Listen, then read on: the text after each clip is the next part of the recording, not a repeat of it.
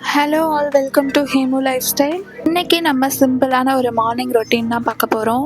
Morning எழுந்ததும் வீட்டில் இருந்த குப்பைங்களை எடுத்துகிட்டு போய் வெளியில் வச்சுட்டு அப்படியே வாசல் பெருக்கி கோலம் போட்டுட்டு வந்துட்டேன். நைட்லேயும் சரி மார்னிங்லேயும் சரி இந்த ஏரியா மட்டும் ரொம்ப சைலண்ட்டாக இருக்கும்.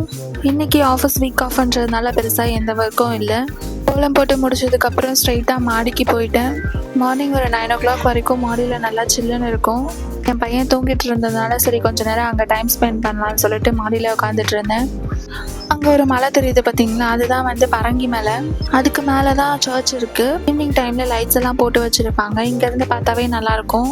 எங்கள் வீட்டிலேருந்து ஏர்போர்ட் கொஞ்சம் பக்கம்ன்றதுனால இங்கே ஃப்ளைட்டெல்லாம் போகிறது நல்லா கிட்டவே தெரிகிற மாதிரி இருக்கும்.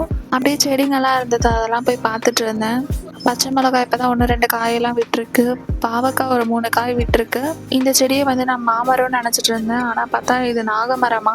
இது வேற எங்கேயாவது தான் எடுத்து மாற்றி நடணும். இது தொட்டியில் வளர்க்க முடியாதுன்றதுனால அப்படியே வீட்டுக்கு பால்கனி டோர்ஸ் எல்லாம் ஓப்பன் பண்ணி விட்டேன்.